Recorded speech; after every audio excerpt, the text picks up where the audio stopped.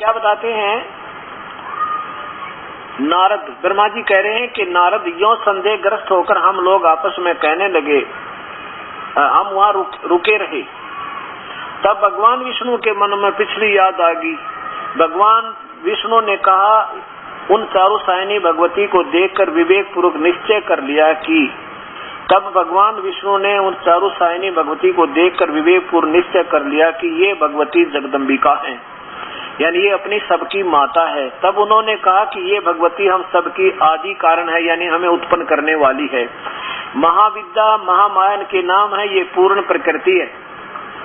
अब ये ध्यान रखना भक्तात्माओं के प्रकृति नाम दुर्गा की तरफ संबोधित हो रहा है। आगे देखो, ये क्या बताते हैं भगवान विष्णु के, इस देवी को मैंने देखा था, ये वे ही दिव्यांगना है जिनके पर्यावरण में जो पानी ही पानी था, मैंने इसके दर्शन हुए थे। जब मुझे उस समय मैं बालक रूप में था, मैं छोटा सा बच्चा था। भगवान विष्णु स्वयं कह रहे हैं, मुझे पालने में झुला रही थी। वट वृक्ष के पत्थर पे सुंदर सैया बिछी थी, उस पर लेटकर मैं अपने पैरों के अंगूठों को चूस रहा था। अब सिद्ध हो गया कि भगवान विष्णु ब्रह्मा विष्णु की माता ये दुर्गा है। और विष्णु जी, यही तीसरा सकंद देखिएगा, तीसरा सकंद में खुद भगवान विष्णु और शंकर आप स्वीकार कर रहे हैं कि हमारी क्या स्थिति है। विष्णु जी अपनी माता दुर्गा की महिमा गाता है, तुम शुद्ध स्वरूपा हो, यह सारा संसार तुम्ही से उद्भासित हो रहा है। मैं ब्रह्मा और शंकर हम सभी तुम्हारी कृपा से विद्यमान हैं। और क्या लिखा है कि हमारा आविर्भाव और तिरोभाव हुआ करता है। हमारा तो जन्म और मृत्यु होती है, हम अजरो अमर महेश्वर, हम मृत्युंजय नहीं है, हम कालज्य नहीं है। खुद भगवान आप स्वीकार कर रहे हैं कि हमारा तो आविर्भाव माने जन्म और तिरोभाव माने मृत्यु हुआ करता है। केवल तुम ही नित्य हो, सदा रहने वाली तू ही हो, जगत जननी और प्रकृति। ये प्रकृति शब्द दुर्गा के लिए है, प्रकृति और सनातनी देवी हो। अब भगवान शंकर बोले देवी, यदि महाभाग विष्णु तुम्हीं से उत्पन्न प्रकट हुए हैं तो उनके बाद उत्पन्न होने वाले ब्रह्मा भी तुम्हारे बालक हुए, और फिर मैं तमोगुणी लीला करने वाला शंकर क्या तुम्हारी संतान नहीं हुआ? अर्थात मुझे भी उत्पन्न करने वाली तुम ही हो। इति सिद्धम, ब्रह्मा विष्णु महेश नाशवान है, अजरो अमर नहीं है। देखो, हमारा तो आविर्भाव और तिरोभाव होता है, हमारी तो जन्म और मृत्यु होती है, और इनकी माता दुर्गा है और पिता इनका काल है। इन दोनों का आपस में संयोग है। अब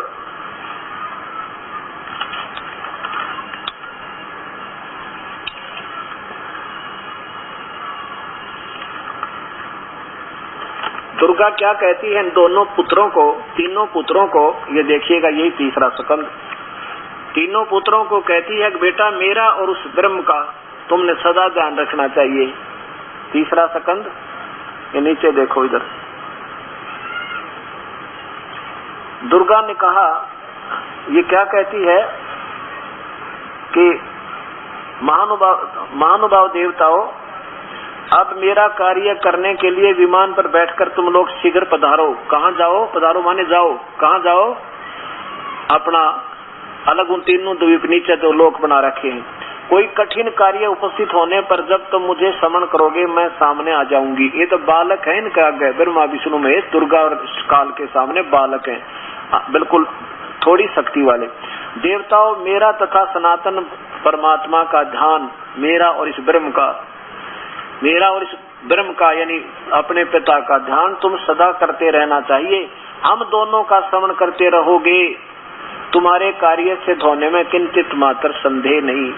अब देखो, यहाँ ब्रह्मा ने पूछा था कि हे माता, ये ब्रह्म आप ही हो या कोई और शक्ति है? ये देखो, ब्रह्मा जी कहते हैं, इस प्रकार मैंने जब भगवती जगदम्बिका से विनय पूर्वक पूछा वाणी में मुझसे, तो वो कहने लगी मैं और ब्रह्म एक ही हैं।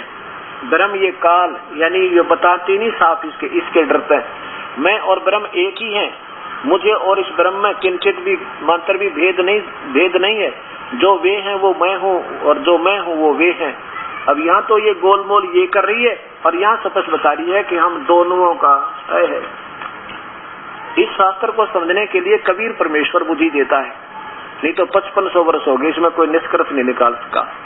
ये देखिएगा, मेरा तथा सनातन परमात्मा का ध्यान तुम्हें सदा करते रहना चाहिए। हम दोनों का श्रवण करते रहोगे तो तुम्हारे कार्य करने में किंचित मात्र भी संदेह नहीं रहेगा। अब ये ना समझना ये दास इन ब्रह्मा विष्णु महेश को बिल्कुल हे नजर आपकी दृष्टि में हे जताना चाहते, नहीं। अब देखो, हमने सभी अधिकारियों के शक्ति का ज्ञान होना चाहिए। जैसे एक मंत्री का क्या पावर है, मुख्यमंत्री की क्या पावर है, प्रधानमंत्री की क्या पावर है, पर हमारे से फिर भी 100 गुना 1000 गुना अच्छे, हम तो इनके सामने कुछ भी नहीं है।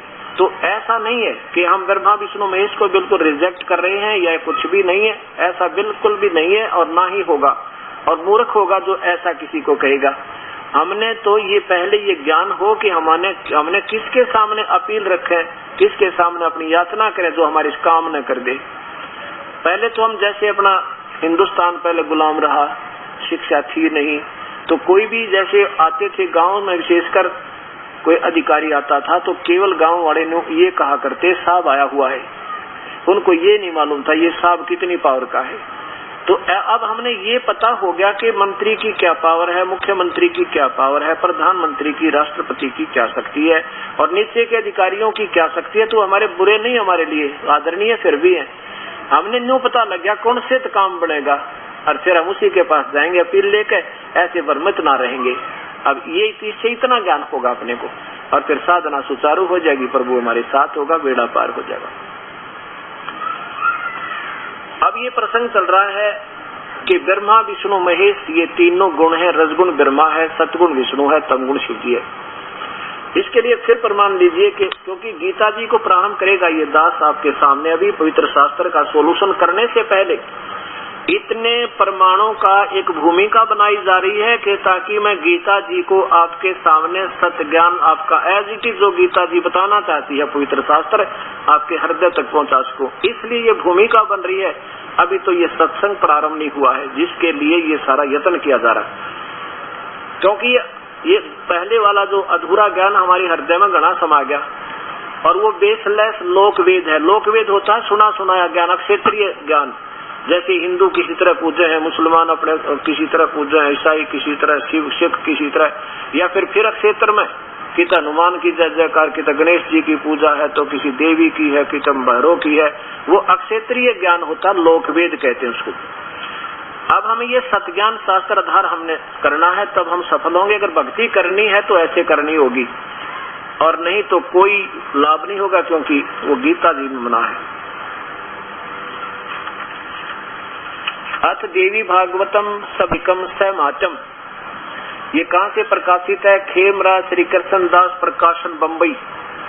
और इसमें अब देखिएगा तीसरा सकंद वही, ये संस्कृत भी साथ है इसमें। अथ श्री मद देवी भागवते भाषा टीका युक्ते तृतीय सकंद है प्रारंभते। अब इसमें भगवान शंकर स्वयं कहते हैं अपनी माँ को, ये 7वां श्लोक अंत हुआ, 8वां यहाँ से प्रारंभ हुआ। शंकर जी कह रहे हैं, हे माते दुर्गा को, यदि हमारे ऊपर सदा आप दयायुक्त हो तो हमको तमोगुण किस प्रकार प्रदान किया? मेरे को तमोगुण क्यों बना दिया माता आपने?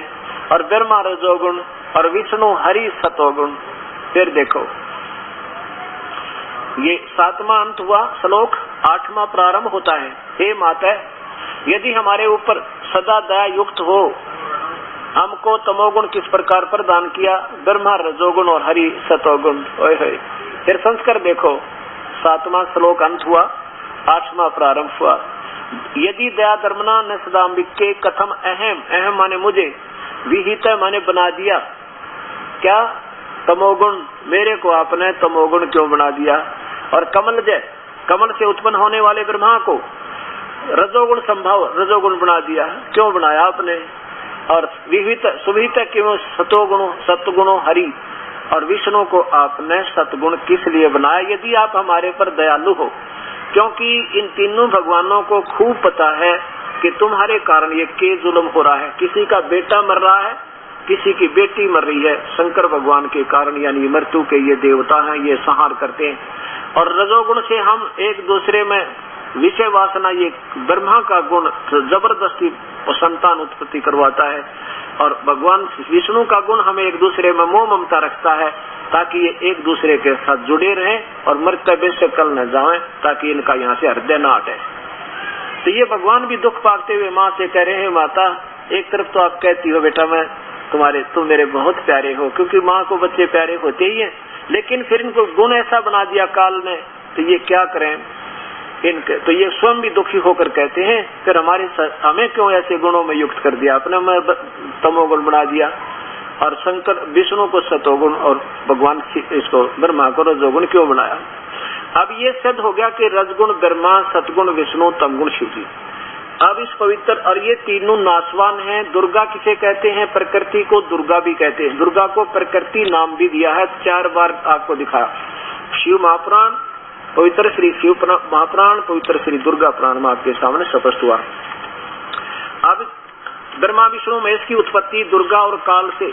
ब्रह्म, ये गीता ब्रह्म बोल रहा, जैसे सुबह आपके को सत्संग सुनाया था, प्रमाण दिया था कि भगवान श्री कृष्ण ने गीता नहीं बोला, ये काल ने, ब्रह्म ने बोला। और ये अध्याय नंबर 14 का 3, 4, 5 ये स्पष्ट करता है कि दुर्गा तो सबकी माँ है और काल सबका पिता है। ये पवित्र शास्त्र श्रीमद् भगवत गीता जी, गीता प्रेस गोरखपुर से प्रकाशित है। अध्याय नंबर 14 का ये श्लोक नंबर इधर देखिएगा, 3, 4, 5। अब ये काल बोल रहा है, ब्रह्म कह रहा है कि मेरी ये अर्जुन, मेरी महत ब्रह्म रूप यानी मूल प्रकृति तो सभी प्राणियों की, भूतों की योनि है, अर्थात गर्भाधान स्थान है, और मैं उस योनि में चेतन समुदाय गर्भ को स्थापन करता हूँ। उसके संयोग से सब प्राणियों की उत्पत्ति होती है। आगे देखिए 4 में, हे अर्जुन, नाना प्रकार की सब योनियों में जितनी मूर्तियां अर्थात शरीरधारी प्राणी हैं उत्पन्न होते हैं, प्रकृति ये दुर्गा तो उन सब की गर्भ धारण करने वाली माँ है, और मैं बीज स्थापन करने वाला पिता हूँ। ये काल बोल रहा है कि दुर्गा तो सबकी माँ है और मैं सबका पिता हूँ। आगे देख 5 में, इस प्रकार हे अर्जुन, सतगुण विष्णु, रजगुण ब्रह्मा, तमगुण शिव जी, ये तीनों प्रकृति संभवा प्रकृति से उत्पन्न हुए हैं, दुर्गा से। ये गुण, ये तीनों भगवान अविनाशी जीवात्मा को शरीर में बांधते हैं कर्मों के आधार पर, और यही कर्म दंड में बांधे रखते हैं। ये तीनों भगवान भी इसको फंसाए रखते हैं। सिद्ध हो गया कि ब्रह्मा विष्णु महेश की उत्पत्ति दुर्गा और ब्रह्म यानी काल है। और ये अभी तक इनके बारे में माता पिता भी नहीं बता पाए। ये भगवान शिव की महिमा गाने वाले, भगवान विष्णु की महिमा गाने वाले। तो बताओ, जिन शिक्षकों को अपने सिलेबस की पुस्तकों में क्या लिखा है, ये आप ज्ञान नहीं तो स्टूडेंट को, विद्यार्थियों को क्या पढ़ाया होगा, ये आप सोचना होगा आपने। और जो आउट ऑफ सिलेबस यानी दंत कथा, वो नावल पढ़ा दिए, कॉमिक्स पढ़ा दिए अपने तय, हम उन पर आधारित हो गए, क्योंकि गुरुओं की बातों पर विश्वास करना विद्यार्थी का स्वाभाविक फर्ज बने। तो हमारे पूर्वज भोले भाले थे, उन्होंने जो बताया हम उन्होंने स्वीकार कर लिया। अब भी हमारा स्वभाव यही है कि संत ठीक ही बताया करते हैं, लेकिन संत होगा तो ठीक बताओगा, असंत ठीक नहीं बता सकते, क्योंकि उनको स्वयं ज्ञान नहीं, इसलिए वो असंत जिन शास्त्रों का ज्ञान नहीं। अब देखिएगा 7वें अध्याय का। अब ये जो मैं प्रारंभ करना चाह रहा था, ताकि आपके आत्मा में उथल पुथल ना होए, इसलिए ये इतनी भूमिका बनाकर ये 4 श्लोक समझाना चाहूंगा गीता जी के, जब आपके समझ में आओगी। 7वें अध्याय का 12, 13, 14 और 15 श्लोक में कितना रहस्य छुपा रखा है ब्रह्म ने, कमाल। क्योंकि गीता जैसा शास्त्र ब्रह्म तक की साधना का और पूर्ण ब्रह्म के ज्ञान का, ज्ञान तो इसमें पूर्ण ब्रह्म का भी है, 1 नंबर का शास्त्र है सारे संसार में। और ये वो शास्त्र है, ये उस समय रचा गया था, ना कोई हिंदू था, ना मुसलमान, सिख, ना ईसाई। ये केवल मानव मात्र के कल्याण के लिए कलयुग में एक संक्षिप्त ज्ञान दिया था। लेकिन इसको भगवान खुद कहता है कि इसको तो वो समझाओगा तो तत्वदर्शी संत होगा, आम संत इस गीता के ज्ञान को नहीं समझा सकता। स्पष्ट भगवान ने कहा है 4थे अध्याय के 34वें श्लोक में। अब देखिएगा इसमें अध्याय नंबर 7 का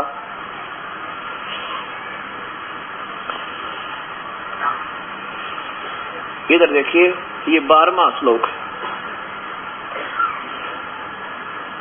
ये काल बोलता है, ब्रह्म कह रहा है कि और भी जो सतगुण से उत्पन्न होने वाले भाव हैं और जो रजगुण से उत्पन्न होने वाले, सतगुण विष्णु से, रजगुण ब्रह्मा से, तमगुण शिवजी से जो कुछ भी हो रहा है, ब्रह्मा से उत्पत्ति, शिवजी विष्णु से सतीथि और शंकर जी से संहार, ये जो कुछ भी हो रहा उसका निमित्त मैं हूँ, क्योंकि काल ने ही इनको ड्यूटी दे रखी है। काल को ब्रह्म को 1 लाख जीव रोज खाने का, मानव शरीरधारी खाने का श्राप है, उसके लिए इन तीनों पुत्रों को विवश करके ये काम करवा रहा है। अब यहाँ कहता है कि और भी जो सतगुण से उत्पन्न होने वाले, यानी हमारे अंदर सतीथि जो बनी हुई है, ये विष्णु जी के गुण, सतोगुण के कारण, विष्णु के कारण, और भी जो रजोगुण से हम संतान उत्पत्ति करते हैं, संसारिक सुख की कामना करते करते मर जाते हैं, डटा नहीं जाता, ये भगवान इस ब्रह्मा के गुण के कारण, ब्रह्मा जी के।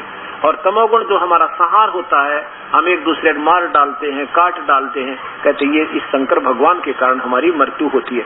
कहते ये जो कुछ भी हो रहा है उस होने वाले बस सब उनको सब तो मुझसे ही होने वाला ऐसा जान। ये कितना साफ कहा।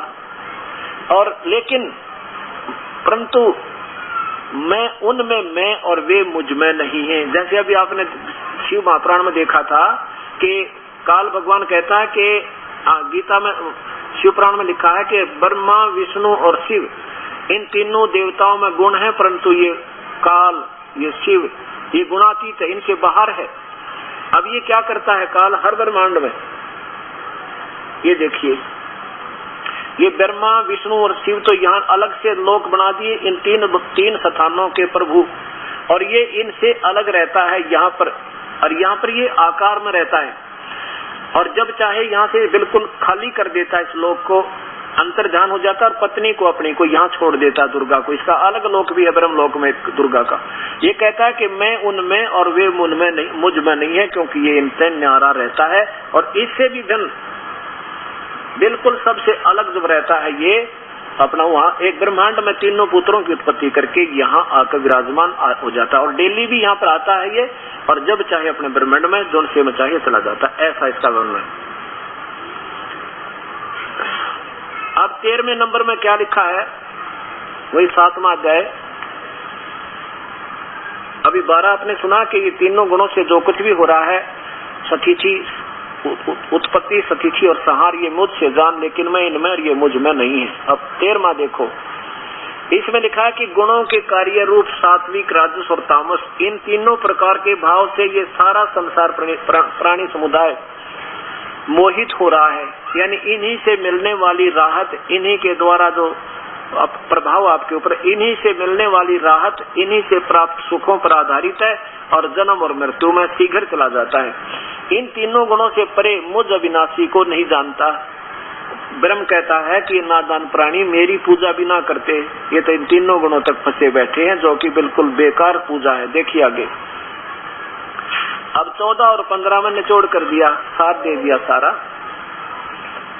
क्योंकि यह अलौकिक अर्थात अति अद्भुत त्रिगुणमयी मेरी माया, तीनों भगवानों ब्रह्मा, विष्णु, महेश के द्वारा रचा गया जाल बहुत ही भयंकर है, दुस्तर है, बड़ा खतरनाक है।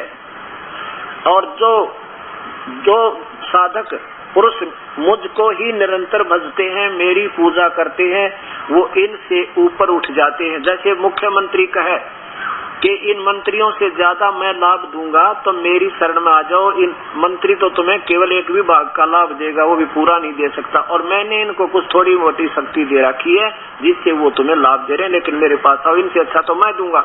और फिर कहता है मेरी भी पूरी राहत नहीं है, वो प्रधानमंत्री कोई और है। इस पूरे 7 श्लोकों में ये वर्णन समझिए। अब क्या कहता है कि इनसे अच्छी तो मैं राहत दूंगा तीनों गुणों से, ब्रह्मा, विष्णु, महेश से, तो मेरी पूजा भी ना करते नादान। अब देखो तोड़ कर दिया इसमें 15वें श्लोक में, 7वें अध्याय के 15वें श्लोक में, इस माया के द्वारा तीनों गुणों से मिलने वाले लाभ और इनके द्वारा फैलाए गए इस जाल के द्वारा जिनका ज्ञान हरा जा चुका है, इन्हीं तक साधना पूजा में उलझे पड़े हैं।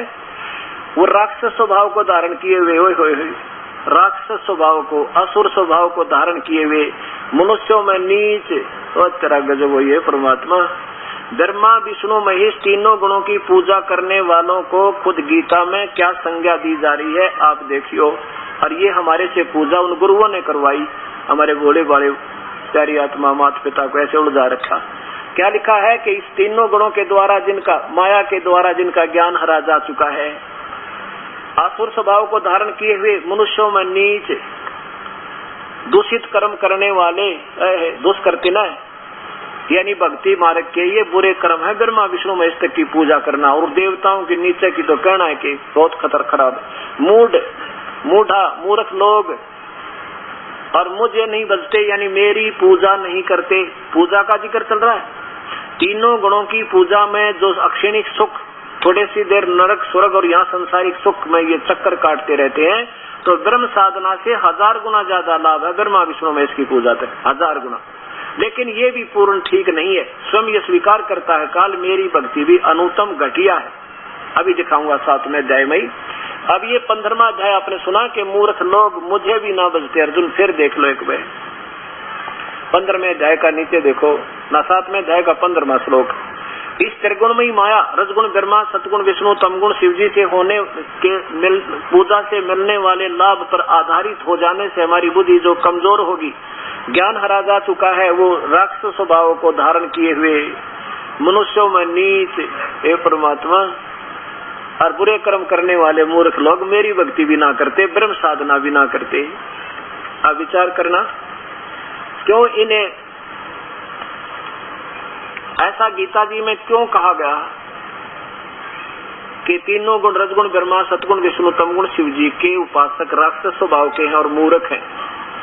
देखो ये ना समझना दास को किसी को बुरा भला कहना चाहता, मैं तो शास्त्रों को समझाना चाहता हूँ और संतों से प्रार्थना करता हूँ अगर दास कोई गलती कर रहा हो तो मुझे बता दें ताकि मैं भी करेक्ट कर दूं, ताकि इस दास के कारण आगे कोई दोषी ना हो जाऊं मैं किसी को गुमराह करने का। अगर ये मैं गलत कर रहा हूँ तो कोई मुझे जरूर मिले और बताओ नहीं इसका ये अर्थ नहीं बनता, एक प्रमाण सहित हो। तो भाव ये है कहने का, जैसे रावण ने तमोगुण की भक्ति की थी शिव भगवान को पूर्ण परमात्मा मान के, ओम नमः शिवाय का जाप करके, और ये ऐसी साधना की थी। आज कलयुगी लोग तबे से गुण गावे माहेश्वर के, वो 7 जन्म भी नहीं कर सकते कि यहाँ से अपनी गर्दन काट कर शिव जी के चरणों में रख दी, उसे सैक्रिफाइस कर दिया, बलिदान दे दिया अपने जीवन का भगवान शंकर के चरणों में। अब देखो रावण बुरा नहीं कह सकते रावण को, क्यों? रावण का जो गुरु बुरा था, जिसने उस पैरी आत्मा जिसमें इतना सैक्रिफाइस, अगर उसको सत्ज्ञान मिल जाए, सत भक्ति पूर्ण परमात्मा का, जिसमें गीता संकेत करता है ब्रह्म भी कि उस भगवान की भक्ति करो। भगवान शिव खुद कहते हैं इसमें योग वशिष्ठ में वशिष्ठ जी को कहते हैं कि वो परमात्मा कोई और है जिसकी भक्ति करनी चाहिए, जो भक्ति के योग्य है और उसकी साधना जैसा उन्होंने बताया वो बता रखी है। तो उस अब रावण ने गुरु बना रखा था, गुरुदेव ने बताया बेटा ये सदाशिव है ना, ये बस पूर्ण परमात्मा है, इसका ओम नमः शिवाय जाप है और ये तेरे ठाठ कर देगा। ठीक है, ये भगवान वर्कडन देते हैं। जैसा रावण ने उनकी पूजा की उतने ठाठ दे दिए, इतना धन दे दिया, सिद्धि दे दी, आकाश में उड़ जावे हैं, और आखिर में फिर कुत्ते वाली मौत मरिया। और ऐसी साधना की कि 10 बार सिर काट कर धर दिया उस शिव जी के सामने, और फिर भी राक्षस स्वभाव का हुआ, राक्षस कहलाया, कुत्ते वाली मौत मरिया। इतना नीच अपनी मां ने ठा लिया, यानी सीता का अपहरण कर लिया। इससे गंदा और कौन कर्म करेगा यू, इतना नीच। और फिर मूर्ख समझाए तो बिना माना। अब ये सारे गुण जो गीता में दिखाए कोई अक्षर गलत नहीं इसका एक भी। फिर भस्मागिरी नाम के एक तपस्वी थे जो शिव के उपासक, और कैलाश पर्वत में, यहाँ भी इस हर एक लोक में इन्होंने अलग से कैलाश पर्वत की रचना की है। जैसे शिव के लोक में जो नीचे वाला शिव का लोक है, उस शिव के लोक में कैलाश पर्वत के ऊपर जहाँ शिव का घर है, उसके द्वार के सामने 12 वर्ष तक सिरासन पर नीचे को सिर ऊपर को पैर करके और भस्मागिरी ने साधना की। एक दिन पार्वती जी की प्रार्थना पे भगवान शिव ने कहा कि मांग भाई, क्या मांगता भस्मागिरी, बोल साधक क्या चाहता है सेवक तू। भस्मागिरी ने कहा कि ऐसे नहीं भगवान, पहले वचनबद्ध हो जाओ तब मैं कुछ डिमांड रखूं। भगवान शिव बोले भाई चल ठीक है, तो मैं वचनबद्ध हुआ, मांग क्या मांगे कि भगवान ये आपके हाथ का ये कड़ा दे दो, मुझे भस्म कंडा दे दो, भगवान शिव ने सोचा साधक है भाई, कितने अपनी रक्षा के लिए मांगता होगा, जंगल में रहना होता है, इतने दयालु हैं ये मालिक, ले भाई ले जा तू भस्म कड़ा ले ले। अब जब भस्म कड़ा हाथ में आ गया उस नीच आत्मा के, भस्मागिरी के, क्या बोला शिव जी बोले होशियार, तने खत्म करूंगा तुझे। क्यों खत्म करूंगा? कि पार्वती को तो पत्नी बनाऊंगा और तुझे मार डालूंगा, अरे तेरा नाश पापी आत्मा। अब बताओ गीता गलत नहीं है, अब साधना ही देखो। मिर्च खाओगे तो मुंह जलेगा भाई, आम खाओगे तो मीठा होगा। अब हम साधना आम के स्थान पर बबूल बीजेंगे तो कांटे ही लगेंगे, गीता के विरुद्ध साधना करेंगे तो हानि हानि है, लाभ कति नहीं। तो क्या बताया कि भस्मागिरी पीछे और भगवान शिव जी आगे आगे। अगर ये सर्वशक्तिमान है, इनका ना विनाश नहीं होता तो भगवान शिव जी ने डरने की कोई जरूरत नहीं थी, भागने की नहीं हो सकता पड़ती, क्योंकि ये अजर अमर भी नहीं है और ये सर्वशक्तिमान भी नहीं है, और भाई ये भगवान भी है और दयालु भी बहुत है, ऐसी बात नहीं। ये तीन लोग के एक विभाग के मंत्री में जितनी पावर है उतनी तो है ही है इनमें, लेकिन एक विभाग के मंत्री, प्रांत के मंत्री को और कोई मुख्यमंत्री भी बताओ और प्रधानमंत्री भी यही है, राष्ट्रपति भी यही है, वो बताने वाला कति मूर्ख है, उसने क्या है कहानी दे रहा, वो तो कति यूजलेस आदमी है। तो आज तक जितने भी ये संत ब्रह्मा विष्णु महेश की महिमा गाने वाले ये ऐसी व्याख्या कर रहे हैं, इससे सिद्ध होता कि इनके पास वो वास्तविक ज्ञान नहीं है जो हमारे पवित्र शास्त्रों में रहस्य छुपा हुआ है। तो उनके पास भक्ति क्या होगी अभी सोचनी पड़ेगी, अर्थात वो भी ठीक नहीं, वो भी ये दास देगा आपको ये भक्ति भी जो जहाँ से प्रारंभ होनी है। ये ब्रह्मा विष्णु महेश दुर्गा गणेश ये जो साधना है, जो हमने प्रारंभ, ये हमारी प्राइमरी की क्लास की पढ़ाई है जो मैंने पढ़ानी पड़ेगी, जो कि इन संतों ने पढ़ाना था कोई वहां तक की पूजा, वो भी इस दासना आपका कोर्स कराना पड़ेगा।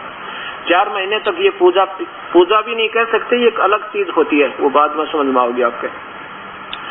अब जैसे 15वें अध्याय के गीता जी के 15वें अध्याय में लिखा है, हाँ ये थोड़ा सा प्रकरण, जैसे ब्रह्मा जी ने ना इसने हिरण्यकशिपु ने ब्रह्मा जी की रजोगुण की साधना की थी और जिसके कारण उसको सिद्धियां आ गई और मांग लिया भगवान से, सुबह मरू ना शाम मरू, रात मरू ना दिन मरू, 12 चारों ऋतु में नहीं मरू, 12 मास में नहीं मरू, आकाश पृथ्वी पर कहीं नहीं मरू। ब्रह्मा ने कह दिया तथास्तु। और फिर क्या हो गया, राक्षस बन गया और कुत्ते वाली मौत मरा, राक्षस कहलाया रजोगुण पर का उपासक। और फिर सतोगुण के उपासक विश्वामित्र ने अपने ही साथी वशिष्ठ मुनि के 100 बेटियां की, मासूम बालका की कसाई की तरह हत्या कर दी, वो मार डाले। और उदाहरण देता हूं, जैसे एक बार का प्रमाण है,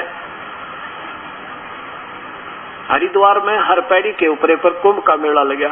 आज से 350 वर्ष पहले की, लगभग 350 वर्ष पहले की बात है, जब ये कुंभ का पर्व कहीं लगता। वैसे कुंभ के पर्व का शास्त्र विरुद्ध होने से बिल्कुल यूजलेस है।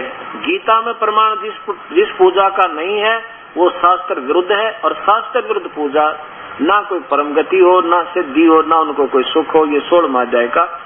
और आप देखिएगा, फिर देखिए, क्योंकि बच्चा पढ़ता है ना किताबों को, वो निष्कर्ष नहीं निकाल सकता, और टीचरों का फर्ज होता है उस बच्चे को निष्कर्ष निकाल कर दे दे ताकि फिर तुरंत समझा। इसलिए तो अध्यापकों की आवश्यकता पड़ती है, इसी पर लिए तो गुरुओं की आवश्यकता पड़ी थी संत मार्ग में, लेकिन गुरुओं ने अपना बेरा इसमें लिख के रखा है। तो वो बताओ क्या टीचर 16वें अध्याय का, अध्याय नंबर 16 का ये 23वां श्लोक देखो। जो पुरुष यानी जो साधक शास्त्र विधि को त्याग कर अपनी इच्छा से मनमाना आचरण करता है, वह न तो सिद्धि को न सिद्धि को प्राप्त होता है, न परम गति को, और न सुख को। और इन 3 चीजों के लिए भक्ति करते हैं। ये तीनों हो नहीं सकती। जो गीता जी में जो लिखा है इससे अलग जो साधना करें। आगे देखो, क्योंकि गीता जी चारों वेदों का सार है, और गीता जी तो बोली जा रही है और वेदों की तरफ संकेत है। वेदों में केवल ओम नाम से भक्ति प्रारंभ होती है और कोई मंत्र नहीं है, सब मनमुखी मंत्र हैं। मनमुखी उपवास वगैरह, मंदिर में जाना, मस्जिदों में जाना, तीर्थों पे जाना, ये कुंभ के मेले का पर्व मनाना, ये गीता विरुद्ध, वेदों विरुद्ध है, होने से शास्त्र विरुद्ध है। इससे तेरे लिए कर्तव्य और अकर्तव्य की व्यवस्था में जो भक्ति के कर्म करने हैं और नहीं करने हैं, उनमें केवल शास्त्र ही प्रमाण है, और कोई किसी की दंत कथा से मत फंस जाना। ऐसा जानकर तू शास्त्र विधि से नियत कर्म करने योग्य है, अर्थात शास्त्र में वर्णित जो साधन है उनके अनुसार साधना करना, नहीं तो यूजलेस है। तो ये कुंभ का पर्व जो है ये वैसे गीता विरुद्ध होने से, शास्त्र के विरुद्ध होने से यूजलेस है, फिर भी अपने लोक वेद के आधार पर ये भोली आत्मा, इन्हें तो भगवान चाहिए, कोई कितना बता दे भाग्या जागा। तो क्या हो गया कि वहां हर की पैड़ियों पर कुंभ के मेले का एक पर्व भी लगने का संयोग बता दिया किसी ने। ये प्यारी आत्मा आम साधक भी और ये तीनों गुणों के उपासक, जैसे ये नाथ औगड़, ये नाथ नागा कनपाड़े और ये गिरी पुरी, ये सारे शिव जी के तमोगुण के उपासक हैं, और वैष्णु ये शिव जी विष्णु जी के उपासक हैं। और ये सभी जाकर के अपने अपने खेमों में, अपने अपने समूह में जाके एकत्रित हो गए ग्रुप में। और जब आया स्नान करने का समय, सुबह सुबह चल पड़े स्नान के लिए। सबसे पहले ये नागा महात्मा पहुंच गए जो कति नंगे रहते हैं, और हर की पैड़ियां का ऊपर जाकर खड़े हो गए, और पीछे से वो दूसरे ग्रुप आ रहे हैं, कहीं से पुरी आ रहे हैं, कहीं से गिरी आ रहे हैं, कहीं से कनपाड़े नाथ आ रहे हैं, और कहीं से विष्णु वैष्णु साधु आ रहे हैं। नागा कहने लगे कि कोई भी हमारे से पहले गंगा में स्नान नहीं करे, हम सबसे पहले स्नान करेंगे, हम सर्वश्रेष्ठ हैं, हम त्यागी और वैरागी हैं, हमें कोई इच्छा नहीं है, हम निइच्छा रहते हैं, और हम स्नान करने के बाद तुम बाद में इसमें स्नान कीजिएगा, खड़े हो जाओ वहीं पर। वैष्णु साधु विष्णु जी के उपास से कहने लगे हम सर्वश्रेष्ठ हैं, और तुम नागो नंगो किसने श्रेष्ठ बना दिए, तुम टट्टी के हाथ भी ना धोते, नाना ने धोना शरड फेरड, तुम किसने बना दिए श्रेष्ठ, हम सर्वश्रेष्ठ हैं, बाहर आओ, इससे दूर हो जाओ, हम पहले स्नान करेंगे। अब वो स्नान सुनून तक गया कुएं में और लट्ठम लट्ठा हो गए, मुक्का मुक्का। नो लिखा है कि 25,000 जिन हम संत कहा करते थे आपस में पशुओं की तरह लड़के, बच्चा की तरह कटका मर गए। वो परमात्मा का हर की पैड़ी बतावें और वहां पर भगवान का वास बतावें, और भगवान की छाती पर ये जंग मचावें, तो ये बता काहे के संत वे। तो गीता गलत नहीं है, गीता एक नंबर का शास्त्र है, इसको समझने वाले गलत रहे। क्या बताते हैं कि तीर तुपक तलवार कटारी ये जमदड़ जोर बधावे हैं, और हर पैड़ी हर हेत नहीं जाना, वहां जा कर्ज चलावे हैं। भगवान ने तो डर भी ना लग गया, परमात्मा में प्यार भी कोई नैन कसाइया कहने का, वहां जा तेग चलावे हैं, और काटे शीश नहीं दल करुणा। वो संत ने कहा काटे शीश नहीं दल करुणा, करुणा माने दया, और वो जग में संत कवावे हैं, और जो जन उनका उपदेशी हो जा उनको भी नरक ले जावे हैं। ये भी व्यर्थ की बातें हैं, ये भी बैदा है, बैदे से भेद अलैदा। अब ये पवित्र गीता जी में ये सिद्ध करना चाहती है कि तीनों गुण तक के उपासकों। अब देखो ये सोचना ऐसा नहीं, अब क्यों बताया भगवान ने ऐसा, क्योंकि हम विपरीत पूजा कर रहे हैं। कैसे, जैसे 15वें अध्याय में लिखा है कि अर्जुन ये उल्टा लटका हुआ संसार रूपी वृक्ष है, और इसकी ऊपर को जड़ है तीनों, नीचे को तीनों गुण रूपी शाखा है, रजगुण ब्रह्मा है और सतगुण विष्णु तमगुण शिव जी। ये देखो, अब इसको समझाने के लिए ये सारी कहानी क्यों ब्रह्मा विष्णु में इसकी पूजा को गलत क्यों बताया है, ये अब प्रमाण होगा इसका। अब ये उल्टा लटका हुआ एक संसार रूपी वृक्ष समझो, ऊपर जो सबसे ऊपर के ब्रह्मांड है वो तो वहाँ पूर्ण परमात्मा रहता सतलोक में, ये तो पूर्ण परमात्मा है, और ये नीचे तीनों गुण रूपी इसकी शाखा वो तो जड़ है, ये तना पर ब्रह्म है, और ये डार ब्रह्म क्षर पुरुष ये ज्योति निरंजन है, और ब्रह्मा विष्णु महेश ये रजगुण ब्रह्मा है, सतगुण विष्णु तमगुण शिव जी। ये तो केवल संसार रूपी वृक्ष एक शाखा है, नीचे को टहनी है। अब देखो कबीर परमात्मा ये पूर्ण ब्रह्म अपनी महिमा आप बताते हैं कि अक्षर पुरुष एक पेड़ है निरंजन वा की डारे। अक्षर पुरुष जड़ जो जमीन के ऊपर नजर आता है उसको वृक्ष कहते हैं, पेड़। अक्षर पुरुष एक पेड़ है निरंजन वा की डारे, और निरंजन ये क्षर पुरुष ब्रह्म, और तीनों देवा शाखा है ये पात रूप संसार। अब देखो ऐसा नहीं है, हम तो और नीचे हैं इनसे, ये देखो ब्रह्मा विष्णु महेश, और हम तो यहाँ लटक रहे तक गए, हमारे से तो ये बहुत सुप्रीम है। लेकिन ये सतिथि बतानी पड़ती है कि कौन भगवान कितनी सतिथि का। अब देखो जड़ से खुराक चलती है, इस जड़ से खुराक चलती है और यही सबका पालन करता है। इससे खुराक तना में, तना से इस डार में, डार से ब्रह्मा विष्णु में, इसमें फिर इनसे आगे हमें मिलेगी, हमें तो मिले ही नहीं सेगी।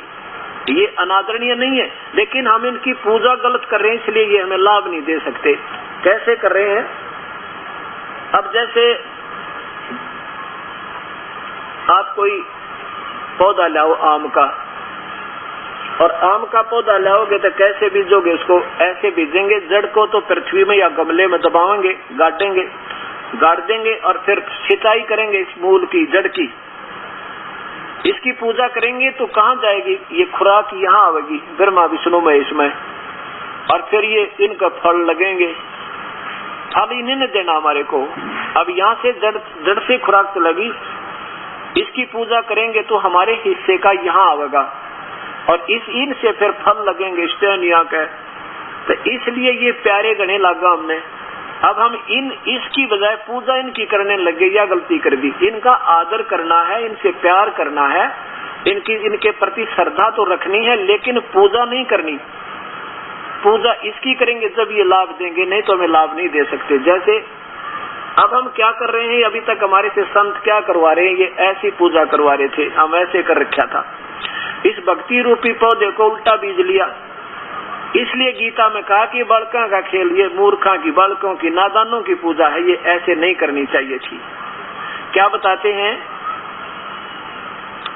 एक साधे सब सधे, एक के साधे सब सधे, ये सब साधे सब जावे, माली सींचे मूल को हो, फले फूले गाए। नौका बिना मांगे देंगे ये भगवान फिर आपको, जब यहाँ इसकी पूजा करोगे पूर्ण परमात्मा की। अब इसके लिए इसलिए बताया कि मूर्खों की पूजा ये उल्टी कर दी, और ये शास्त्र विरुद्ध साधना है, क्योंकि अब मूल को छोड़कर टहनी पूजन लाएंगे।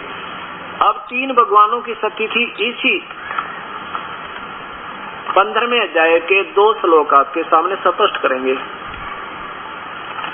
ब्रह्म, परब्रह्म और पूर्ण ब्रह्म, क्षर पुरुष, अक्षर पुरुष और परम अक्षर पुरुष, ये 3 भगवान हैं। ब्रह्म, परब्रह्म और पूर्ण ब्रह्म। अब देखिएगा ये पवित्र शास्त्र गीता जी अध्याय नंबर 15 का और श्लोक नंबर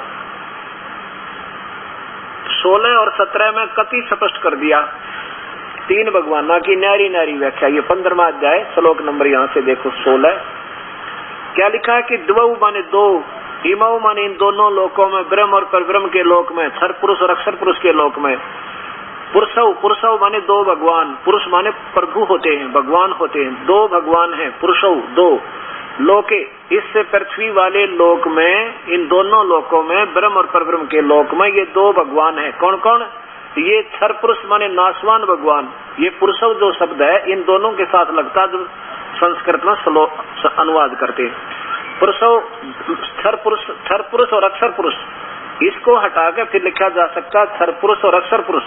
क्षर पुरुष तो नाशवान भगवान ये ब्रह्म है, और अक्षर पुरुष इससे कुछ ज्यादा सथाई वो अक्षर पुरुष यानी परब्रह्म है, लेकिन परब्रह्म भी अविनाशी नहीं है। और 2 ही सतिथि जीव की इन दोनों के लोकों में। कौन से लोक में? अब जैसे ये देखिएगा स्थिति, ये पूर्ण चित्र देखिए सारे ब्रह्मांडों का।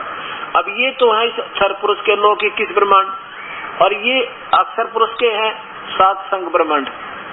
इन दोनों के लोकों में जो प्राणियों की सतिथि है, इसमें तो ये भगवान भी, इसके उपासक भी, इसके अंतर्गत जितने प्राणी हैं, इसके साधक, ये तो नाशवान है शीघ्र ही।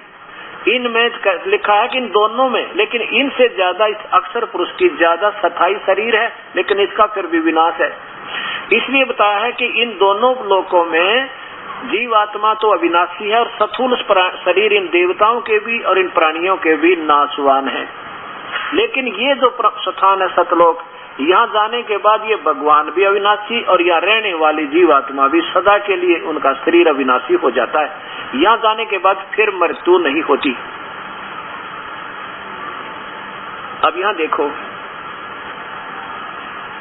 और इसी प्रकार जीव दो सतीथी जीव की है। क्षर तो ये नाशवान, तो ये स्थूल शरीर में, और अविनाशी ये अक्षर यानी अविनाशी जीवात्मा कही जाती है। ये देखो, इस संसार में नाशवान और अविनाशी भी ये दो प्रकार के पुरुष हैं। यहाँ पुरुष लिख दिया इन्होंने, इनकी समझ तो बार बात होगी, पीछा छुटवा लिया, सीधा लिख दिया। यहाँ लिखना था दो प्रकार के भगवान हैं, एक तो ये नाशवान भगवान ब्रह्म और कुछ अविनाशी ये पर ब्रह्म। जैसे एक तो चीनी का कप हो, मिट्टी का सफेद सफेद पड़ते फूटता है, और एक हो स्टील का, तो वो भी नाशवान है, लेकिन इस चीनी वाले की तुलना में ज्यादा सथाई होने से उसको भी सथाई धातु लिखा जाता है, माना जाता है। लेकिन वो भी वास्तव में अविनाशी नहीं, क्योंकि जंग लगेगा, स्टील को विनाश होगा एक दिन पर, समय घना लगेगा, इसलिए उसको भी सथाई धातु कह दिया। लेकिन सोना है वो तीसरे नंबर की धातु, जिसका कभी विनाश नहीं होता, वो परमात्मा कोई और है, ऐसा देखिए। और दो प्रकार के भगवान हैं, और इसी प्रकार संपूर्ण प्राणियों के शरीर नाशवान और जीवात्मा अविनाशी कही जाती है। अब 17 में कमाल कर दिया, क्या बताएं, इन दोनों से भी ओए होए, ये देखो, उत्तम पुरुष है, उत्तम भगवान तो अन्य, इन दोनों से भी कोई न्यारा है। ये देखो, उत्तम पुरुष, इन्होंने पुरुष ही छोड़ दिया लिख के, क्योंकि इनकी बुद्धि से बार बात होगी, ये समझ नहीं सके। उत्तम भगवान वास्तव में पुरुषोत्तम। अब हम पुरुषोत्तम इस श्री कृष्ण को क्या करते, नहीं, वो पुरुषोत्तम तो स्वयं कह रहा, गीता बोलने वाला भगवान कोई और है। पुरुषोत्तम उत्तम पुरुष यानी वास्तव में पूर्ण परमात्मा तो कोई और है, जो तीनों लोकों में प्रवेश करके ओए होए सबका धारण पोषण करता है। सबका धारण पोषण वो है वास्तव में विष्णु पूर्ण परमात्मा, सबका धारण पोषण करने वाला अविनाशी परमेश्वर परमात्मा इस प्रकार कहा गया है। फिर देखो पूर्ण रूप से उत्तम पर पुरुष तो यानी उत्तम पर भगवान वास्तव परमात्मा तो कोई इन दोनों से भी न्यारा है, और वो तीनों लोकों में प्रवेश करके सबका धारण पोषण करता, वो ये अविनाशी परमेश्वर परमात्मा कहा जाता है, वो परमात्मा है वो वास्तव में। ये पवित्र गीता जी ये सिद्ध करती है। अब देखो, अब यहाँ फिर आइए, अब यहाँ से खुराक चलती, ये है सबका सब तीनों लोगों, यहाँ भी इनकी इससे ही खुराक आती है। ये है सबका धारण पोषण करने वाला कुल मालिक, जड़ से खुराक चले पौधे पेड़ को और टहनियां और पत्तों तक जाती है। ये वो परमात्मा हमारा पूजा के योग्य है, इसकी पूजा करनी है। और यही देखिए गीता जी के 15 में जाएगा, 1 2 3 4 श्लोक एक बार फिर सुनो, जिससे कति निर्णय हो जाएगा। ये परमात्मा इतना निर्मल ज्ञान गीता जी को ठीक ही श्रोधार्य बताया गया है, लेकिन इसको समझने वालों ने इसका अर्थ का अनर्थ कर दिया। अब देखो, ये गीता जी का अध्याय नंबर 15 के 4 श्लोक और सुनो।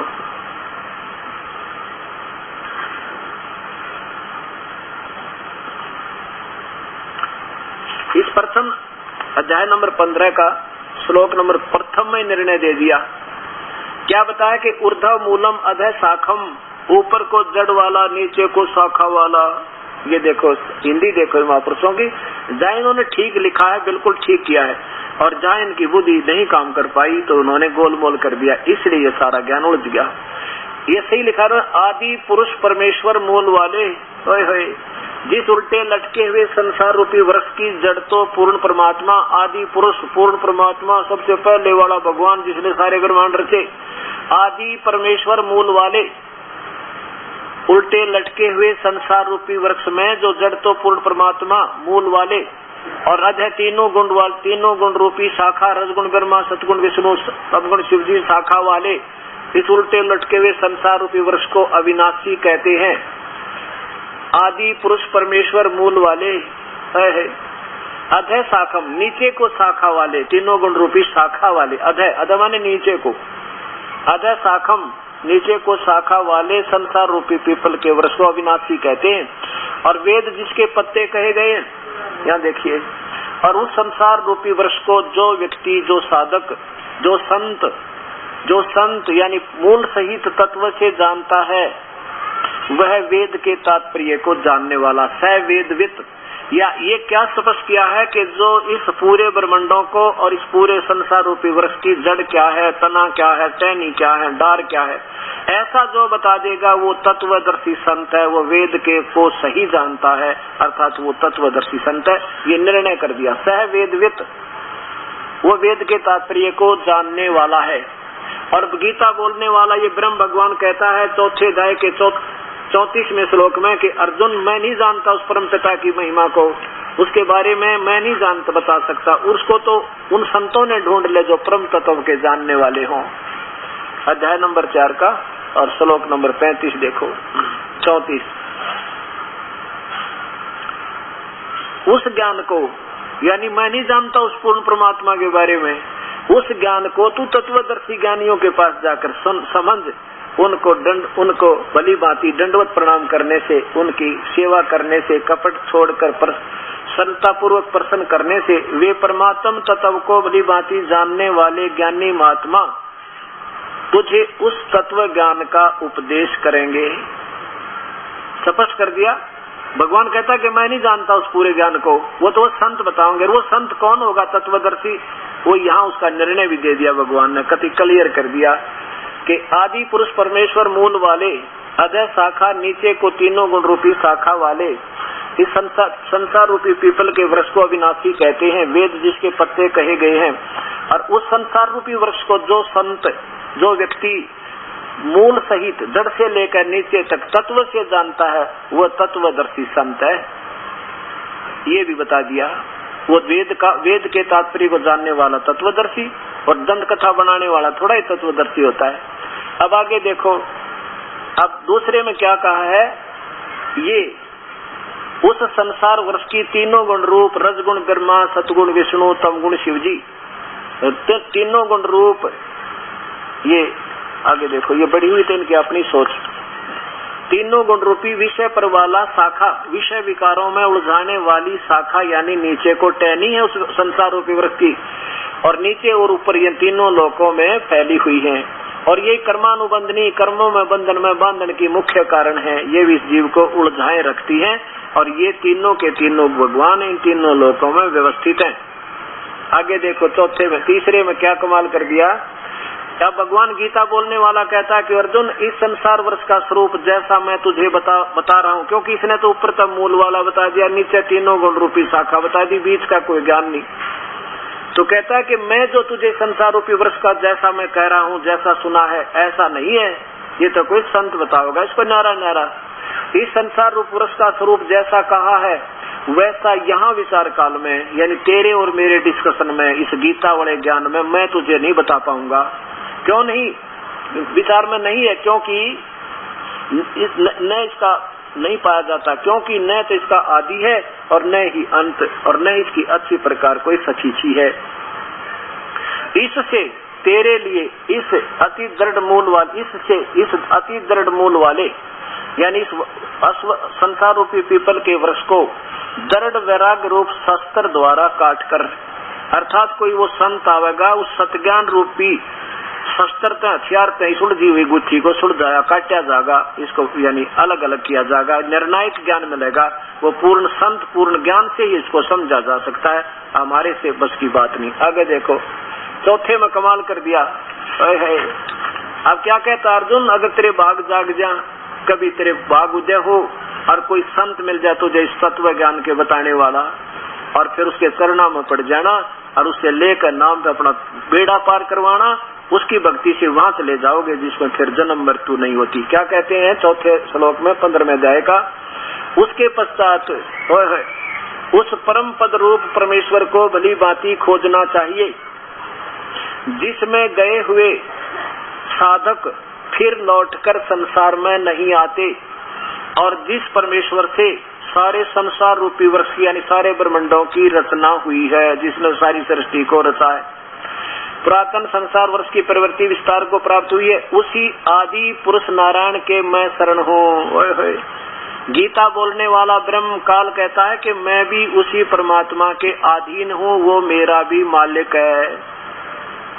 इससे इस प्रकार दृढ़ निश्चय करके उस परमेश्वर का ही मनन और निधिध्यासन करना चाहिए, मेरा नहीं। खुद कहता काल के मेरी भी पूजा ठीक नहीं। अभी और बताता हूँ आपको। अब क्या हो गया कि मैं उसके अंतर्गत आता हूँ, वो मेरा भी पूज्य भगवान है, और उसकी शरण में जाने से ही तुझे क्या होगा कि फिर वहां गए हुए का फिर जन्म मृत्यु नहीं होता। अब 18वें अध्याय का 62वां श्लोक फिर देख लो।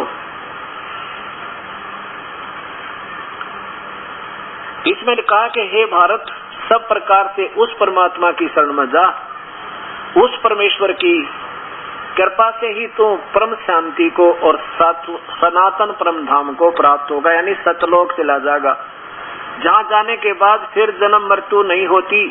ब्रह्म के भी नाशवान, ब्रह्म के उपासक भी नाशवान, और ब्रह्म के तीनों पुत्र ब्रह्मा विष्णु महेश स्वयं स्वीकार करते हैं देवी भागवत महापुराण में कि हमारा तो जन्म और मृत्यु होता है।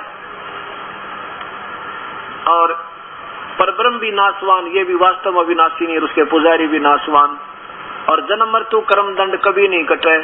वो तो पूर्ण परमात्मा कोई और है, वो पूर्ण ब्रह्म है, और उसकी भक्ति वो पूर्ण संत बताएगा, और कोई नहीं बता सकता। अब ये निर्णय हुआ। ब्रह्म खुद कहता है कि मैं भी उसी की पूजा करता हूँ, मेरा भी पूज्य देव वही है। अब 18वें अध्याय का 66वें श्लोक में, और बाकी आने वाले समय में बताऊंगा। अब आगे चलते हैं कि 7वें अध्याय के 12 से लेकर 15 तक श्लोक में ये तो निर्णय दे दिया कि वे तीनों गुणों की पूजा कति मूर्ख करें, और फिर कहता मेरी पूजा करने वाले भी 4 प्रकार के हैं, और वो सुकृतन, वो भक्ति के शुभ कर्म शुरू होते हैं, वहां से अच्छे कर्म भक्ति के वहां से प्रारंभ होते हैं। उनमें कौन कौन है? एक तो आरत, अर्थार्थी, और जिज्ञासु और ज्ञानी।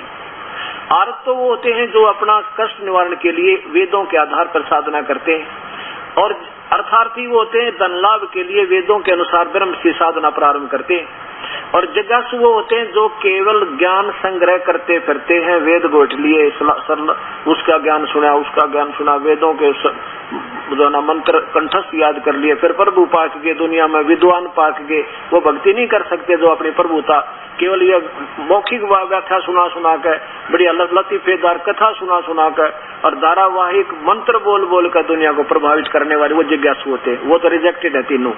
उनमें से चौथे नंबर के ज्ञानी कौन है? जिनको ये पता लग गया कि ब्रह्मा विष्णु महेश की पूजा और उनसे नीचे की पूजा मूर्ख करें, और ये भी पता लग गया ब्रह्म और परब्रह्म की पूजा भी क्योंकि नाशवान है, कर्म दंड कटे नहीं, सदा सथाई नहीं, तो उस पूर्ण परमात्मा की भक्ति करें, पीछा छूटे।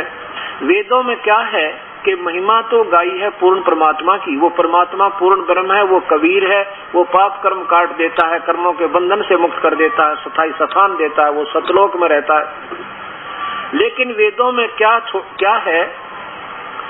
पूजा की विधि केवल ब्रह्म तक की है, क्योंकि अब जैसे 10वीं की सिलेबस की बुक किताबों में बीए का सिलेबस नहीं आ सकता, और जहाँ तक गीता में जो वेदों और गीता एक है, केवल ब्रह्म तक की साधना है, ओम नाम से प्रारंभ होती है और कोई मंत्र नहीं। ओम नाम से जो प्रारंभ होती है, ये तो लिखा है कि मेरा मुझ ब्रह्म का तो ओम नाम है अर्जुन, और कोई मंत्र नहीं, ये एक अक्षर है, वो मंत्र है। ऐसे ही वेदों में यजुर्वेद के 40वें अध्याय के 15वें श्लोक में लिखा है कि ओम कर्तु समर और कलवे समर और कर्तु समर, ओम नाम का जाप है मेरा ब्रह्म का, इसको काम करते करते जाप कर, विशेष कसक के साथ जाप कर, और वही मनुष्य जीवन का प्रथम कर्तव्य समझकर भगवान भक्ति करो और ओम नाम का जाप करो, और कोई मंत्र नहीं। तो इन विद्वान पुरुषों ने, ज्ञानियों ने वेदों को पढ़ा, अपनी सोच से के समझ लिया कि ओम नाम लिखा बस इसमें, और ये पूर्ण ब्रह्म का होगा। ओम नाम को पूर्ण ब्रह्म का समझ के और हजारों वर्षों तक साधना की, अपना शरीर भी गाड़ दिया, समर्पण कर दिया, से मर जा पेशक परमात्मा पाना चाहिए। तो ये गीता बताती है 7वें अध्याय का 18वां श्लोक, ये ज्ञानी आत्मा है तो उद्धार अर्जुन। उदार माने जो समर्पण कर दे, जान भी दे दे भगवान के लिए, परवाह ना करे, पर परमात्मा चाहिए। लेकिन ये बेचारी भोली आत्मा कहते हैं मेरी ही घटिया पूजा में आश्रित रहेगी, इनको पूर्ण परमात्मा की साधना का बेरा ना पटा। कितना निर्णायक ज्ञान दिया, देखिएगा। अब 7वें अध्याय का 18वां श्लोक सुनाऊं, क्योंकि ये 3 तो बीच के आपको खूब पता है। हे परमात्मा। और ये गीता का अनुवाद करने वाले महापुरुष असमंजस में पड़ गए कि भगवान अपनी पूजा को घटिया क्यों बतावेगा, इसलिए इन्होंने अनुत्तम का अर्थ सर्वश्रेष्ठ कर दिया। ऐसा तरह बुलाओ, ये बिना ज्ञान के अनर्थ कर दिया। 7वां अध्याय 18वां श्लोक, इधर देखो, ये 18वां श्लोक है। क्या लिखा है? उदारा सर्वे एवं एते ज्ञानी तू आत्मा एवं मे मतम। गीता बोलने वाला भगवान कहता है मेरे विचार में, मतम में मतम माने मेरे विचार में, ये ज्ञानी आत्मा विद्वान पुरुष जिन्हें पता लग गया कि एक भगवान की भक्ति करें और नहीं करनी, मूर्खा का काम, और वो उन्होंने जैसा सोचा समर्पण कर दिया ओम नाम के जाप पे, ये ज्ञानी आत्मा है। तो उदार माने शर भी दे दें। अब देखो संस्कृत सीधी समझ में आ जाएगी, कोई बड़ी बात नहीं। ये ज्ञान आत्म ज्ञान होना चाहिए। अब क्या कहते हैं कि ये ज्ञानी आत्मा है, तो मेरे विचार में ज्ञानी आत्मा है तो बड़ी सारी की सारी बड़ी उदार, लेकिन ये बेचारी आश्रित सही वो, क्योंकि वो मेरी ही, वो आश्रित माने आश्रित रही युक्त आत्मा, भगवान को चाहने वाली आत्मा, माम अनुतमाम गति, माम एवं मेरी ही अनुत्तमा माने घटिया ते घटिया साधना में आश्रित रहेगी। उनको पूर्ण परमात्मा का ज्ञान ना हुआ, वो संत ना मिला तत्वदर्शी उनको। अब ये स्पष्ट आपके सामने क्या लिखा है कि वो मेरी, माम माने मुझ में, मेरे में ही मेरी अनुत्तमाम गतिम, मेरे द्वारा दी जाने वाली घटिया ते घटिया राहत में ही सीमित रहेगी। क्योंकि ये कहता मेरी भी मृत्यु तेरी भी मृत्यु अर्जुन, और कर्म दंड कटे नहीं, जन्म मृत्यु का दंड छूटे नहीं भाई। ये इसलिए ठीक है, इन और भगवानों से मेरी पूजा करने वाला 1000 युग तक महास्वर्ग में रह जाएगा, फिर भी जन्म मृत्यु है। इसलिए कहा कि मेरी ये अनुतमाम गति में मेरे तक ही सीमित रह गए, उनको पूर्ण परमात्मा का ज्ञान हुआ नहीं। अब देखो नीचे इन्होंने क्या लिखा है, अनुतमाम लिखना था घटिया तो घटिया, व्यर्थ से व्यर्थ, और इन्होंने अति उत्तम लिख दिया, सारा भावार्थ बदल दिया कति। क्योंकि ये डर गए इस बात है कि भगवान के बारे में कैसे लिख दे, श्रेष्ठ है इनकी भक्ति। इन्होंने न्योना बेरा था, गीता कह के रही है। अब यहाँ बात बिगाड़ दी, अनुत्तमा माने अति उत्तम, इस तरह के जो है। और यहाँ देखो इसी 7वें अध्याय के 24वें श्लोक में यही लेखक क्या लिखता है, ये 24वें श्लोक में 7वें के में अनुत्तम माने अनुत्तम, यहाँ ठीक लिख दिया।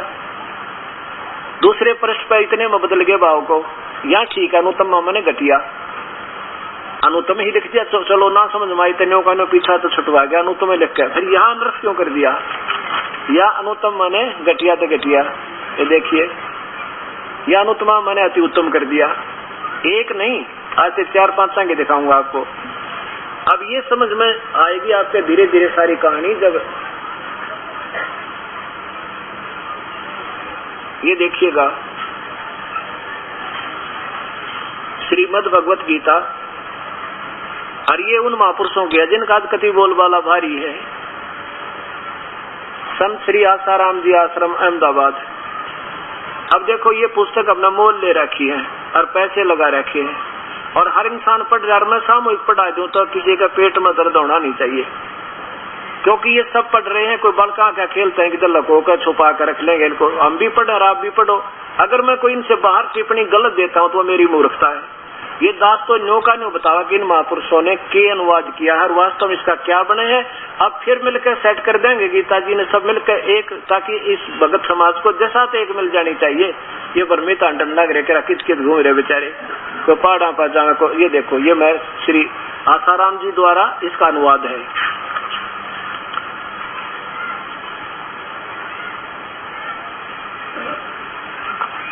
ये देखो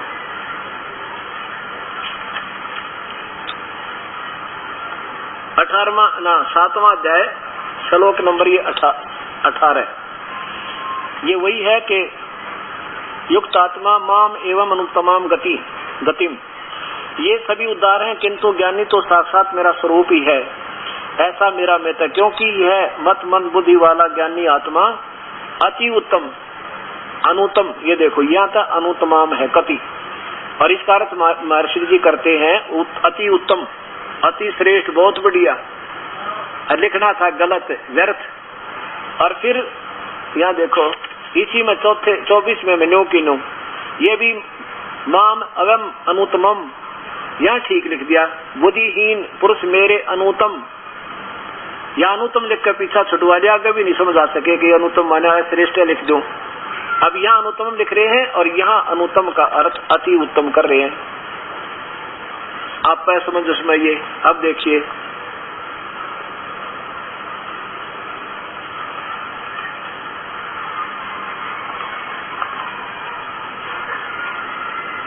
श्रीमद् भगवत गीता, और ये कहां से प्रकाशित है? ये श्री आदरणीय श्री हंस जी महाराज, जिनके दो पुत्र आदरणीय श्री सतपाल जी तथा श्री प्रेम रावत उर्फ बाल योगेश्वर जी, इनके पुत्र तथा शिष्य है। ये कहां से? श्री सतपाल जी के आश्रम से प्रकाशित है। मानव उत्थान सेवा समिति, श्री हंस सत्संग भवन, 2/12, पंजाब विभाग, नई दिल्ली से। अब इन्होंने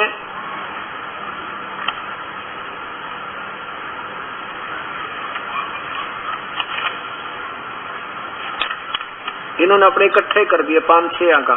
अब वैसे तो इन अलग से टीका करने की आवश्यकता नहीं थी, इनका सबका एक जैसा ही है। ये एक बहुत थी गीता प्रेस गोरखपुर से प्रकाशित, इसमें लगे रहते फिर भी जैसा। ये है अथ 7वां अध्याय, माम आस्ते ही युक्त आत्मा माम एवं अनुत्तमाम गति। अब इनने क्या अर्थ किया है, ये लास्ट में देखो इधर। उत्तम कर्म करने वाले, इन सब से मैं मुझे वह ज्ञानी अति प्यारा है जो नित्य भक्ति में लगा है, जिससे मैं प्यारा हूँ, आदि आदि। और यद्यपि सभी उदार हैं, ज्ञानी सभी ज्ञानी है, परंतु जो ज्ञानी अंतरात्मा से लगा हुआ है वह मेरी शरण है, जिसकी मैं गति हूँ। अब इन्होंने उस अनुत्तम का अर्थ छोड़ दिया, या इन्होंने अनुत्तम का अर्थ ही नहीं किया। कोई ना श्रेष्ठ लिखा ना अश्रेष्ठ लिखा, गोल मोड़ करके ढेर सारे 4-5 श्लोक इकट्ठे करे और इकट्ठा कर दिया ठाक है, क्योंकि इनकी समझ बुद्धि दोबारा होगी बात यह सारी। देखो कि कहीं भी कोई अश्रेष्ठ या अनुत्तम शब्द इन्होंने नहीं लिखा। अत्यंत प्यारा है जो बहुत जन्म के अंत वाला, ये तो 19वें श्लोक का श्लोक हो गया, अर्थ हो गया। अब और देखो